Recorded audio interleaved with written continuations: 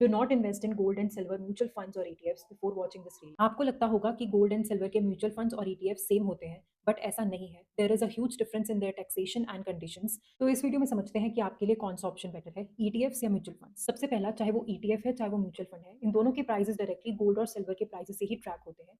इसीलिए इन दोनों की रिटर्न हमेशा सेम रहती है। पर इनके म्यूचुअल फंड्स एक फंड्स ऑफ फंड्स होते हैं, जहां म्यूचुअल फंड के जितने भी पैसे होते हैं वो सारे के सारे ईटीएफ में ही इन्वेस्ट होते हैं। सी फॉर एग्जाम्पल, अगर आप अपने ब्रोकर एप्लीकेशन पे जाओगे और वहां पर कोई भी गोल्ड एंड सिल्वर का म्यूचुअल फंड सर्च करोगे, लेट्स से एक्सिस का एफओएफ सिल्वर म्यूचुअल फंड, जब आप इसमें जाकर देखोगे तो इनकी इन्वेस्टमेंट भी इनके एक्सिस फंड ईटीएफ में ही होती है। तो why not directly invest in ETFs, और आपको म्यूचुअल फंड्स की एक्स्ट्रा कॉस्ट क्यों बेयर करनी है? सेकंड, अगर आप ईटीएफ में इन्वेस्ट करते हो और उसे 1 साल के बाद बेचते हो तो उसे लॉन्ग टर्म कैपिटल गेन्स माना जाता है और उस पर 12.5% टैक्स लगता है। लेकिन अगर आप 1 साल से पहले बेच देते हो तो आपकी स्लैब रेट्स के अकॉर्डिंग आपको टैक्स लगता है। On the other hand, mutual funds पे जो लिमिट होती है वो होती है 2 ईयर्स। अगर आप 2 साल से पहले बेचते हो तो उस पर लगता है शॉर्ट टर्म कैपिटल गेन, और अगर आप 2 साल के बाद बेचते हो तो it will be long term capital gains, जिस पे 12.5% का टैक्स लगता है। तो डिसीजन लेने से पहले हमेशा ध्यान रखना आपकी इनकम किस स्लैब रेट पे आती है और आपको कितना टैक्स लग सकता है, और आपका व्यू पॉइंट क्या है, इज इट शॉर्ट टर्म और is it long term. Save this reel so that आप जब भी ईटीएफ्स या म्यूचुअल फंड्स में इन्वेस्ट करने का सोचो तो ये आपको याद रहे।